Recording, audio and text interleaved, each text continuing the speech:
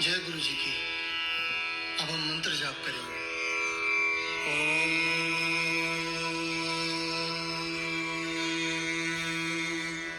नमः शिवाय।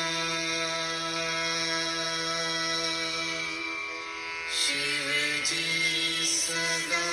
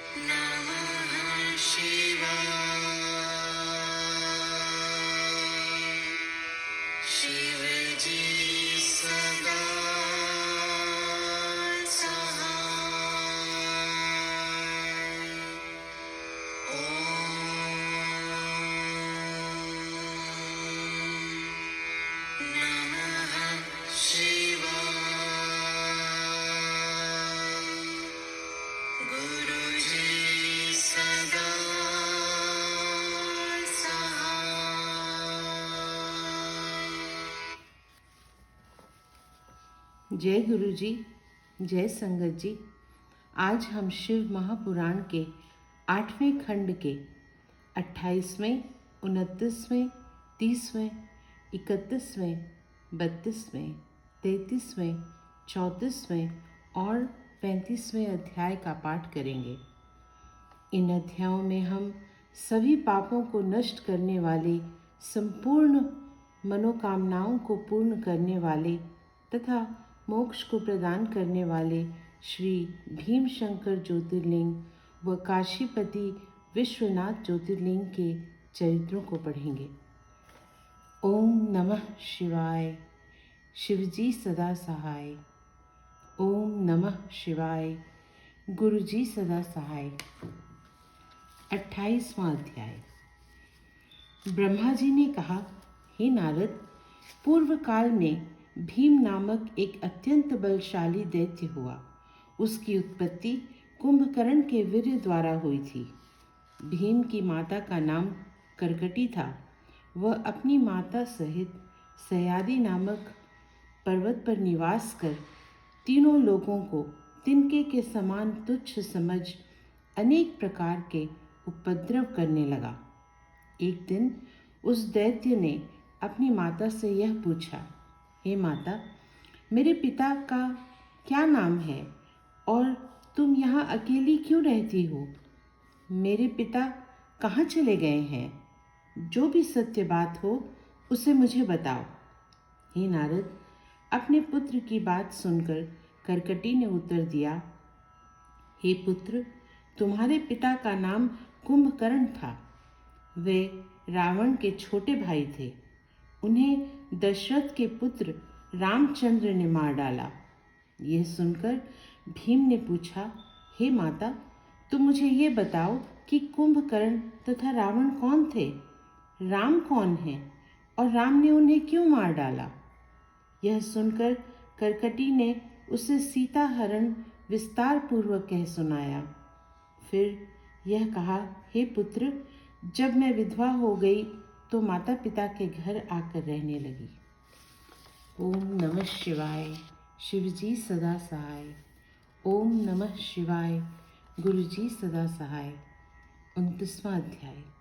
ब्रह्मा जी ने कहा, हे नारद, अपने पिता की मृत्यु का समाचार सुनकर भीम अपने मन में अत्यंत क्रोध हुआ तथा यह विचार करने लगा कि देवताओं ने मेरे साथ बहुत बुरा किया है, जो उन्होंने विष्णु की सहायता लेकर मेरे कुल को नष्ट करा दिया।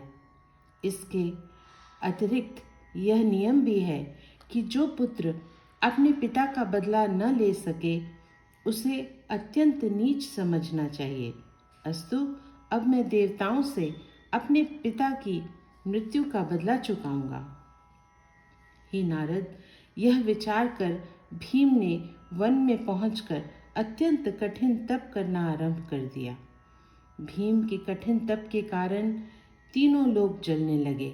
तब तब देवता तथा ऋषि मुनि आदि मेरी शरण में आए और प्रार्थना करते हुए यह कहने लगे, हे ब्राह्मण, यह दैत्य कुंभकर्ण के वीर्य से उत्पन्न हुआ है और अपने पिता का बदला लेने की इच्छा से उग्र तप कर रहा है।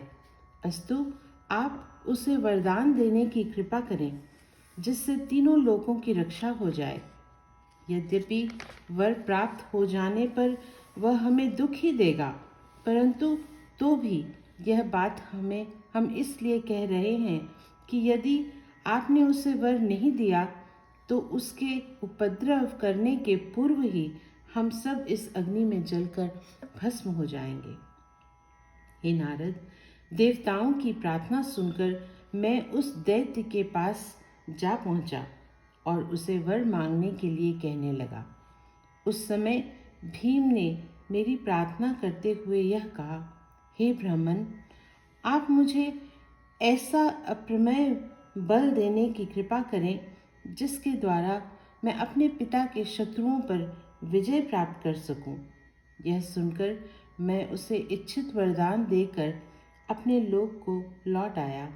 तब भीम अत्यंत प्रसन्न हो अपनी माता के पास जाकर कहने लगा, हे माता, अब मैं सब देवताओं तथा मुनियों का वध कर डालूंगा। ये कहने के उपरांत उस दैत्य ने एक भयानक शब्द किया जिसे सुनकर तीनों लोग कांपने लगे। अस्तु, सब दैत्यों ने उसके पास पहुंचकर उसे अपना राजा बना दिया। तदुपरांत वह दैत्यों की सेना लेकर इंद्र पर चढ़ाई करने के लिए चल दिया।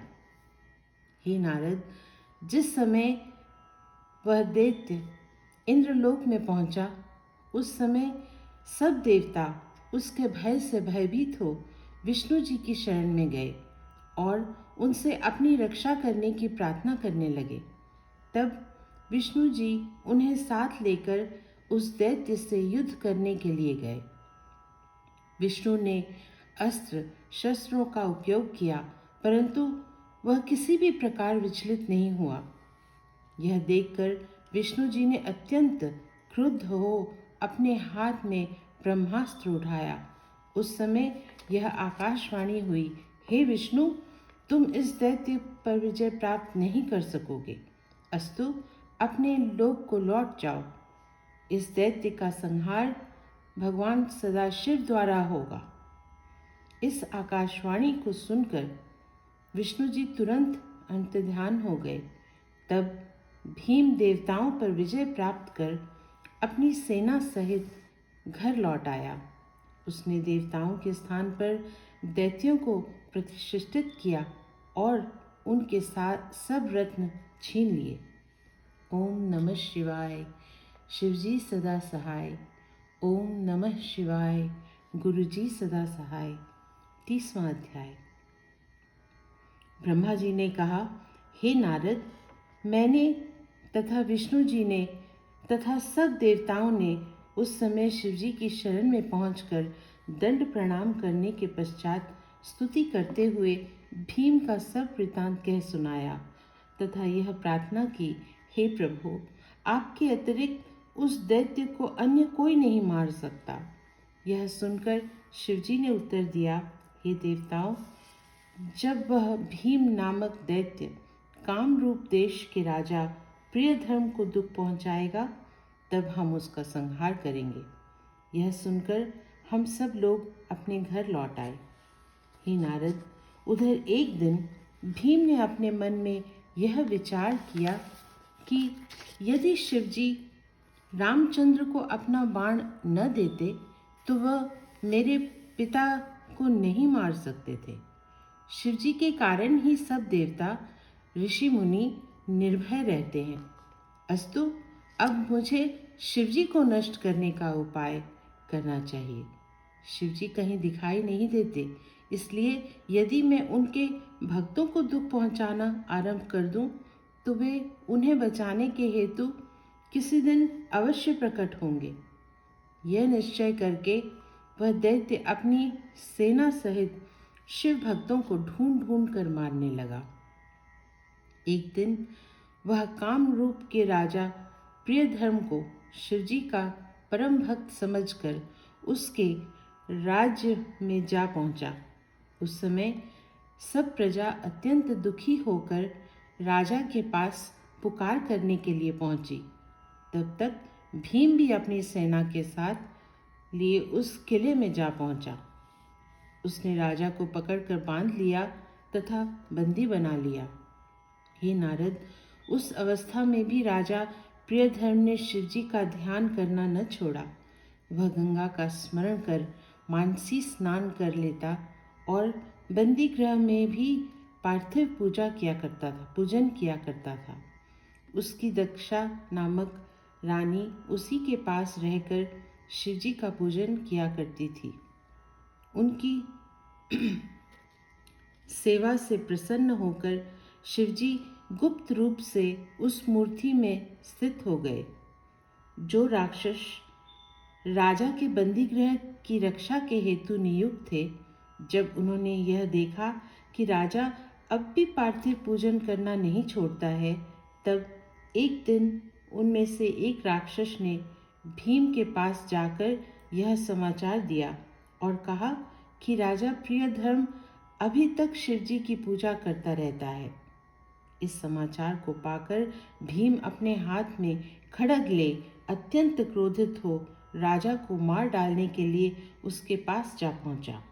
अस्तु, इस प्रकार जब राजा के पास जाकर उसने यह देखा कि उसके सेवक का कहना सत्य है, तो अत्यंत क्रोध हो राजा से इस प्रकार पूछने लगा, हे राजन, तू क्या कर रहा है? हे नारद, भीम के वचन सुनकर राजा ने उत्तर दिया, हे दैत्यराज, मैं संपूर्ण विपत्तियों को नष्ट करने वाले शिवजी का पूजन कर रहा हूँ। तुम्हारे जो मन में आए वो करो, परंतु मैं शिवजी की पूजा किसी प्रकार नहीं छोड़ूंगा। यह सुनकर भीम ने हंसते हुए कहा, हे मूर्ख राजन, हम तेरे स्वामी को अच्छी तरह जानते हैं। वह हमारा कुछ भी नहीं बिगाड़ सकता। जब तक वह शिव मेरे सामने नहीं आता, तभी तक तू उसे अपना स्वामी समझ कर ढोंग रच रहा है। तुझे चाहिए कि तू इस मूर्ति को उठाकर फेंक दो और मेरी आज्ञा अनुसार शिव का नाम लेना छोड़ दो। यदि तूने मेरी बात नहीं मानी तो मैं तुझे अपनी तलवार से मार डालूंगा। हे नारद, इस प्रकार उस राक्षस ने राजा प्रियधर्म से बहुत सी बातें कही, परंतु राजा उन सब को अनसुनी करके दृढ़तापूर्वक शिवजी के ध्यान में मग्न बना रहा। राजा ने यह विचार करके कि शिवजी अपने भक्तों की अवश्य सहायता करते हैं, भीम को उत्तर दिया, अरे राक्षस, मुझे ऐसा प्रतीत होता है कि अब तेरा अंतिम समय निकट आ पहुंचा है। इसीलिए तू शिवजी के प्रति ऐसे अपमानजनक शब्दों का प्रयोग कर रहा है। हे मूढ़, यदि तू मेरे साथ कोई बुराई करेगा तो शिवजी तुझे जलाकर भस्म कर डालेंगे। राजा की यह बात सुनकर भीम फिर बोला, हे मूर्ख राजा, हम तेरे शिव को बहुत अच्छी तरह जानते हैं। यदि तू इसी समय शिव की पूजा करना नहीं छोड़ता तो यह निश्चय रख कि हमारे हाथ से अभी मार डाला जाएगा।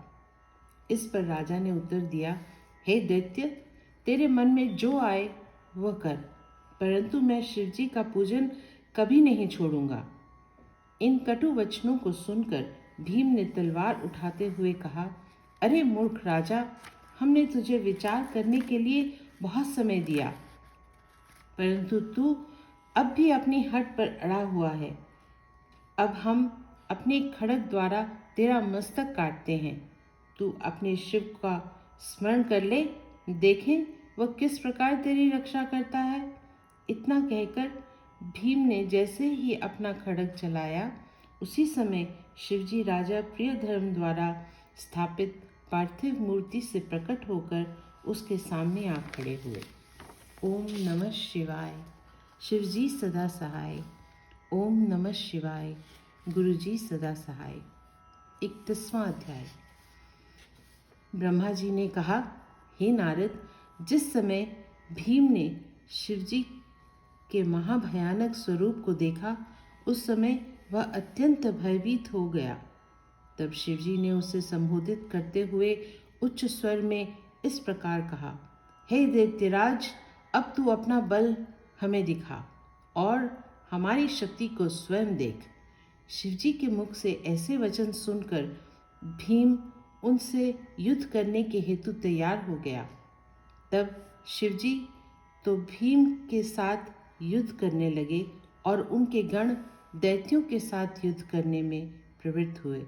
वह युद्ध ऐसा भयानक था कि मैं तथा विष्णु आदि देवता भी उसे देखकर आश्चर्य में पड़ गए। भीम ने शिवजी के ऊपर जितने भी अस्त्र शस्त्र छोड़े, उन सब को भगवान शंकर ने अपने बाणों द्वारा काट डाला। तदुपरांत उन्होंने अपने त्रिशूल का ऐसा प्रहार किया कि उसके लगते ही भीम मूर्छित हो पृथ्वी पर गिर पड़ा। इतनी कथा सुनाकर ब्रह्मा जी ने कहा, हे नारद, उस युद्ध को देखकर मैंने तुम्हें शिवजी के पास ये कहने के लिए भेजा कि अब आप और अधिक विलंब न करके भीम को मार डालिए। मेरे इस संदेश को लेकर जब तुम शिवजी के पास पहुँचे, उस समय शिवजी ने तुम्हें यह उत्तर दिया, हे नारद, तुम देवताओं से जाकर यह कह दो कि हम थोड़ी ही देर में इस शत्रु को मार डालेंगे। जिस समय तुम शिवजी की आज्ञा सुनकर हमारे पास लौटे, तभी दैत्यों ने मिलकर शिवजी के ऊपर एक साथ चढ़ाई कर दी। उस समय देवताओं में हाहाकार मच गया। हे नारद, उस समय शिवजी ने अत्यंत क्रुद्ध होकर एक जोर की हुंकार भरी, जिससे ऐसी ज्वाला उत्पन्न हुई कि उसमें पड़कर सभी दैत्य भस्म हो गए। भीम भी उसी अग्नि में जलकर नष्ट हो गया। तदुपरांत उन दैत्यों के शरीर की भस्म नासिका की वायु का आश्रय पाकर भगवान सदाशिव एवं अन्य देवताओं को स्पर्श करती हुई पृथ्वी पर गिर पड़ी, जिसके द्वारा सहस्त्रों गुणकारक औषधियों की उत्पत्ति हुई। सिद्ध लोग उन औषधियों की सहायता से अनेक प्रकार के रूप धारण कर लेते हैं। भगवान सदाशिव की उस लीला को देखकर सभी देवता अत्यंत आनंदित हुए। तब उन्होंने हाथ जोड़कर स्तुति करते हुए शिवजी से यह प्रार्थना की, हे प्रभु, आप उस स्थान पर अपने पूर्ण अंश में विराजमान होने की कृपा करें। देवताओं की प्रार्थना पर शिवजी अपने पूर्ण अंश से उस स्थान पर स्थित हुए जहाँ उन्होंने भीम को जलाकर भस्म कर डाला था। वह लिंग भीम शंकर के नाम से प्रसिद्ध हुआ। जो भीम शंकर ज्योतिर्लिंग के इस चरित्र को पढ़ता, सुनता अथवा दूसरों को सुनाता है, उसकी संपूर्ण मनोकामनाएं पूर्ण होती हैं। ओम नमः शिवाय। शिवजी सदा सहाय। ओम नमः शिवाय। गुरुजी सदा सहाय। 32वां अध्याय।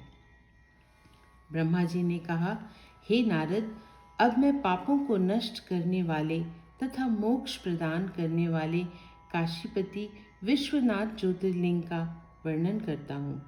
भगवान सदाशिव ब्रह्म हत्या का पाप भी दूर कर देते हैं। हे नारद, भगवान सदाशिव का यह वचन है कि निर्गुण सगुण ब्रह्म में कोई अंतर नहीं है, अस्तु दोनों को एक ही रूप समझना चाहिए।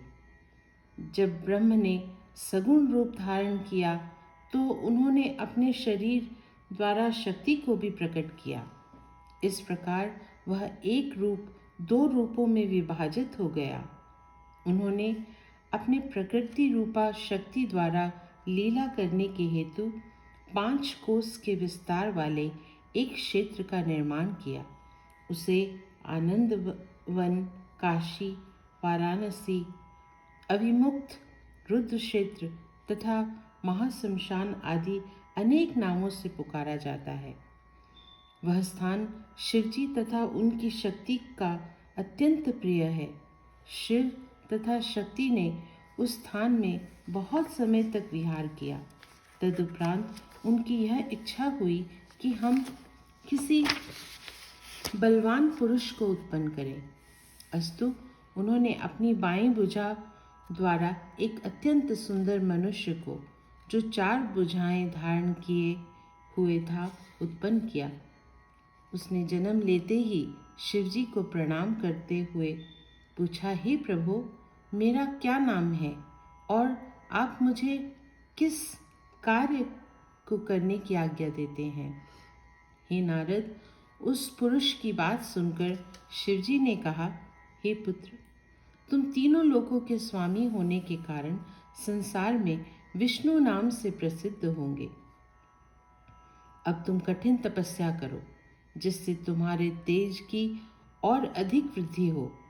इतना कहकर शिवजी ने विष्णु जी को श्वास मार्ग द्वारा संपूर्ण वेदों का ज्ञान प्राप्त करा दिया और स्वयं अंतर्ध्यान हो गए।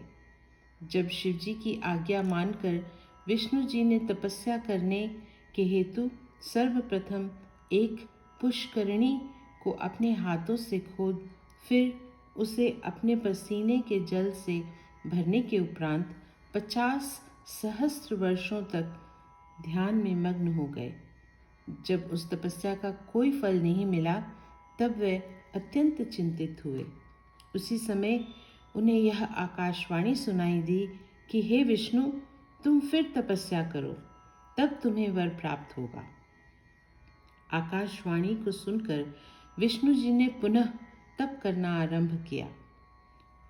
उससे प्रसन्न होकर शिवजी ने शक्ति सहित प्रकट होकर विष्णु को अपना दर्शन दिया। उस समय शिवजी के कान से एक मणिकर्णिका निकलकर उस स्थान पर गिर पड़ी, जिससे वह स्थल संसार में मणिकर्णिका के नाम से प्रसिद्ध हुआ। तदुपरांत जब शिवजी ने विष्णु जी से वर मांगने के लिए कहा, तो विष्णु जी ने उनकी स्तुति करते हुए यह प्रार्थना की, हे प्रभु, आप मुझे अपनी अप्रमेय भक्ति का वर दीजिए तथा ऐसी कृपा कीजिए जिससे यह स्थान सर्वश्रेष्ठ पद को प्राप्त हो। शिवजी ने विष्णु की यह प्रार्थना स्वीकार करने के उपरांत कहा, हे विष्णु, तुम सृष्टि को उत्पन्न करने के हेतु पुनः तपस्या करो। हे नारद, विष्णु जी द्वारा बहुत समय तक दोबारा तपस्या करने पर भी शिवजी प्रसन्न नहीं हुए, क्योंकि वह कुछ और लीला करना चाहते थे।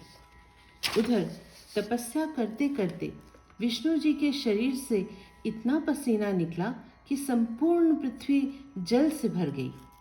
उस जल को देखकर विष्णु जी अत्यंत चिंतित हुए, परंतु शिवजी की माया के कारण वास्तविक भेद को नहीं जान सके। जिस समय काशी उस जल में डूबने लगी, तब शिवजी ने उसे अपने त्रिशूल पर धारण कर ऊपर उठा लिया। उस समय शिवजी ने यह चरित्र किया कि विष्णु जी की नाभि से, जो कि तालाब के समान गहरी तथा चौड़ी थी, एक कमल उत्पन्न हुआ। वह कमल करोड़ों सूर्यों के समान प्रकाशवान था। तदुपरांत शिवजी ने अपनी दाहिनी भुजा से मुझे उत्पन्न करके उस कमल के ऊपर बैठा दिया, परंतु शिवजी की माया में मोहित होने के कारण मुझे यह ज्ञान न हो सका कि मैं किस प्रकार उत्पन्न हुआ हूँ। उस कमल पर बैठे हुए तब मैं अपने जन्म के विषय में सोच रहा था, तभी अचानक ही मुझे ये ध्यान आया कि जहाँ से यह कमल उत्पन्न हुआ होगा, वह स्थान ही मेरी उत्पत्ति का मूल होगा। अस्तु मैं उस कमल की जड़ का पता पाने के लिए कमल नाल के मार्ग द्वारा नीचे की ओर चल दिया, परंतु 100 वर्षों तक निरंतर चलने पर भी उस कमल की जड़ का मूल नहीं मिला। हे नारद, उसी समय यह आकाशवाणी हुई कि तुम तपस्या करो, तब तुम्हें वास्तविक भेद का ज्ञान प्राप्त होगा। उस आकाशवाणी को सुनकर मैं तप करने में लीन हो गया। तदुपरांत शिवजी ने अपनी लीला द्वारा विष्णु जी को सचेत करके मेरे पास भेजा। तब उन्होंने मेरे समीप आकर वर मांगने के लिए कहा। तब मैंने उनसे पूछा कि आप कौन हैं? उस समय विष्णु जी ने यह उत्तर दिया कि हम तुम्हारे पिता हैं और संपूर्ण सृष्टि के स्वामी हैं। यह सुनकर मैं उनसे विवाद करने लगा। उसी समय शिवजी एक ज्वाला के रूप में प्रकट हुए। वह ज्वाला पृथ्वी से लेकर आकाश तक फैली हुई दिखाई दी। हम दोनों उस ज्वाला के प्रारंभिक तथा अंतिम छोर को जानने के लिए बहुत समय तक भटकते रहे, परंतु जब सफलता न मिली तो उसी कमल पुष्प पर आकर खड़े हो गए। उस समय शिवजी ने प्रसन्न होकर हमें अपना दर्शन दिया और यह कहा, हे ब्रह्मा जी तथा विष्णु, अब ब्रह्मा जी सृष्टि को उत्पन्न करने का कार्य करें तथा विष्णु जी उसका पालन करें। इतना कहकर शिवजी अंतर्धान हो गए। हे नारद, शिवजी के अदृश्य हो जाने पर विष्णु जी भी अंतर्धान हो गए। उन्होंने वैकुंठ लोक का निर्माण किया और उसी में निवास करने लगे। तदुपरांत मैंने संपूर्ण ब्रह्मांड को उत्पन्न किया। इस सृष्टि में जो 50 कोटि योजन विस्तार के 14 लोक तथा पृथ्वी के ऊपर नीचे 14 भुवन दिखाई देते हैं, वे सब मेरे ही द्वारा उत्पन्न किए हुए हैं। भगवान सदाशिव स्वयं निर्गुण रूप से सर्वत्र व्याप्त हैं तथा मैं विष्णु और हर उनके सगुण रूप में प्रकट होकर सांसारिक कार्यों को किया करते हैं। हे नारद, शिवजी के स्वरूप 2 प्रकार के कहे गए हैं। पहला क्षर, दूसरा अक्षर। भगवान सदाशिव निर्गुण तथा सगुण रूप से सब जगह विद्यमान है। उनकी महिमा को कोई नहीं जान पाता। सभी प्राणियों को यह उचित है कि जब तक निर्गुण रूप का पूरा हाल न जान ले, तब तक सगुण रूप में के जानने में लगा रहे। जो भक्त निर्गुण रूप को जान लेता है, उसके संपूर्ण पाप नष्ट हो जाते हैं। ओम नमः शिवाय। शिवजी सदा सहाय। ओम नमः शिवाय। गुरुजी सदा सहाय। 33वां अध्याय।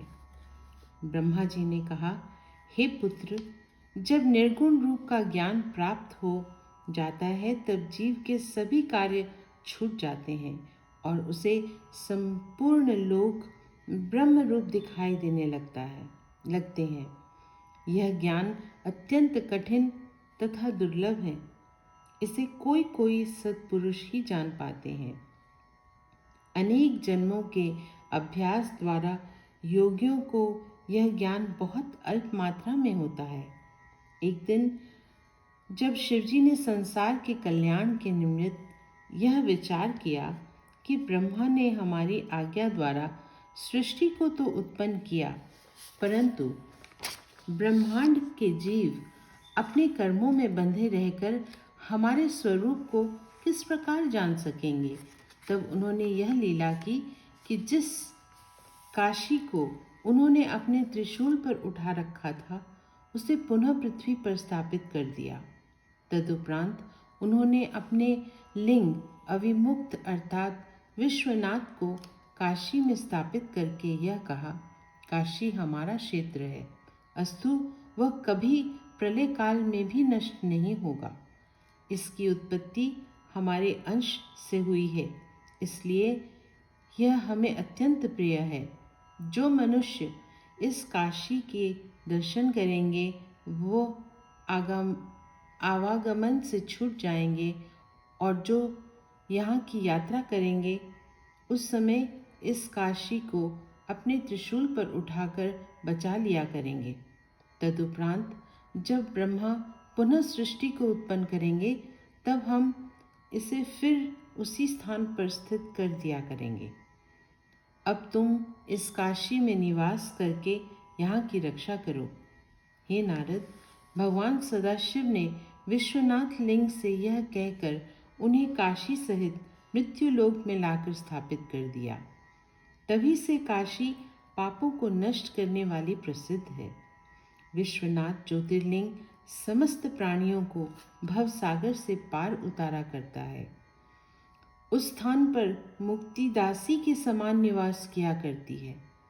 जो मनुष्य किसी भी प्रकार मोक्ष प्राप्त करने योग्य नहीं है, उन्हें भी काशी मुक्ति प्रदान करती है। भगवान सदाशिव की आज्ञा अनुसार काशी संपूर्ण दुखों को नष्ट करने में कुल्हाड़ी के समान है। उस काशी को पाकर विश्वनाथ जी भी अत्यंत प्रसन्न हुए तथा संपूर्ण संसार सनात हो गया। हे नारद, जब विश्वनाथ जी काशी सहित लिंग रूप में प्रकट हुए, तब मैं तथा विष्णु जी अपने गणों सहित शिव नाम का उच्चारण करते हुए उस स्थान पर जा पहुँचे। सब देवता, दिक्पाल, सनकादिक तथा रिद्धि सिद्धियों सहित इंद्र भी वहाँ जा पहुँचे। तब हम सब लोगों ने बड़ा उत्सव करके सुख प्राप्त किया और उस विश्वनाथ लिंग की पूजा की। तदुपरांत जब सब लोगों ने मिलकर स्तुति की, उस समय शिवजी ने अत्यंत प्रसन्न होकर हमें अपना दर्शन दिया। शिवजी का वह स्वरूप अत्यंत सुंदर तथा चतुर्भुजी था। उनके संपूर्ण गौर शरीर पर श्वेत भस्म लगी हुई थी और प्रत्येक अंग सुडौल थे। हे नारद, भगवान सदाशिव के उस स्वरूप को देखकर हम लोग कृतार्थ हो गए। तदुपरांत हमने उन्हें प्रणाम करते हुए यह स्तुति की, हे प्रभु, आप इस काशीपुरी में सदैव स्थित रहें तथा यह क्षेत्र अविमुक्त के नाम से प्रसिद्ध हो।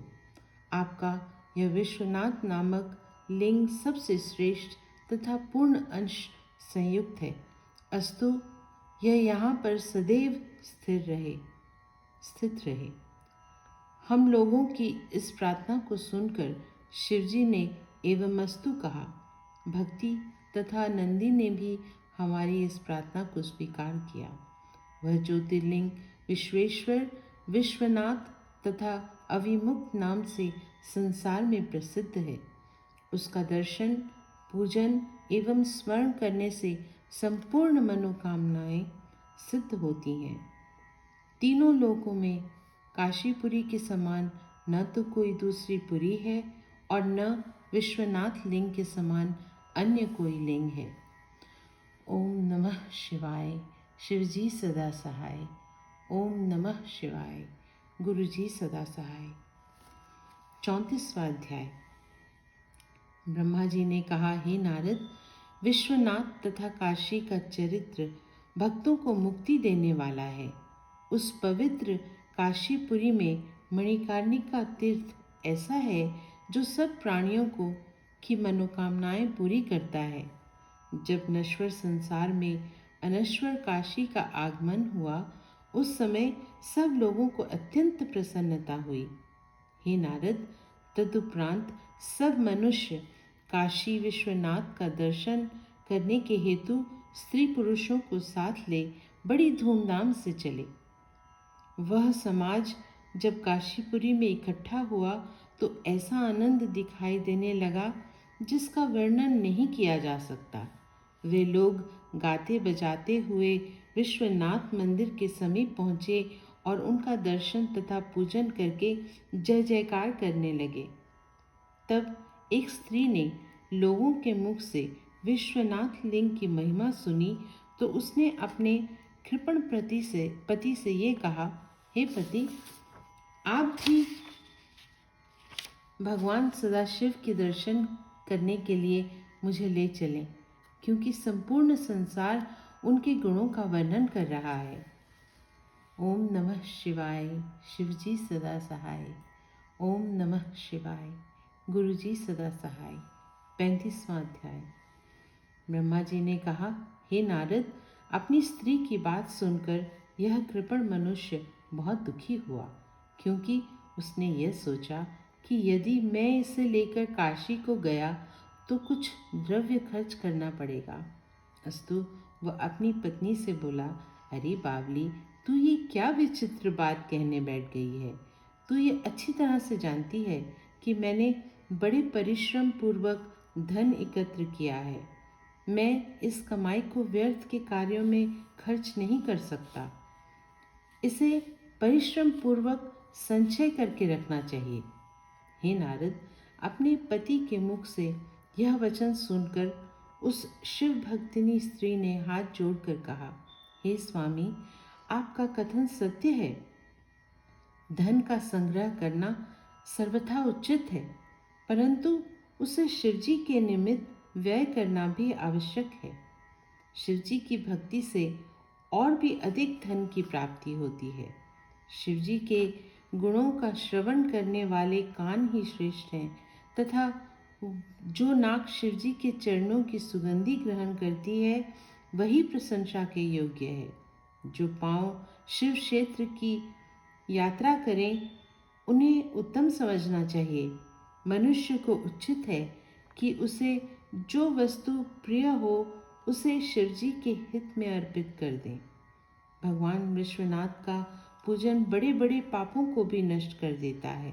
अस्तु, मैं ये कहती हूँ कि इस समय सब लोग शिवजी के दर्शन करने जा रहे हैं, सो आप भी चलने की तैयारी करें। विद्वानों का कहना है कि संसार में धर्म से बढ़कर अन्य कोई कर्म नहीं है, तथा धन कर्म के अधीन रहता है। हे नारद, पत्नी के मुख से यह बात सुनकर कृपण ने उत्तर दिया, हे प्रिय, भाग्य में जो लिखा होता है वही मिलता है। तब हमें क्या आवश्यकता है कि हम अपने धन को व्यर्थ ही व्यय कर दें। भला तुम सोचो कि जिन हाथों द्वारा धन को पैदा किया जाता है उन्हीं हाथों द्वारा उसको व्यय कर देना किस प्रकार मंगलदायक हो सकता है। यह सुनकर जब उस स्त्री ने फिर हठ किया, तब वह कृपण अत्यंत क्रुद्ध होकर इस प्रकार कहने लगा, अरे मूर्खा, स्त्री को उचित है कि वह अपने पति की आज्ञा का पालन करे। इस प्रकार पति के ऊपर अपनी आज्ञा चलाना शोभनीय नहीं है।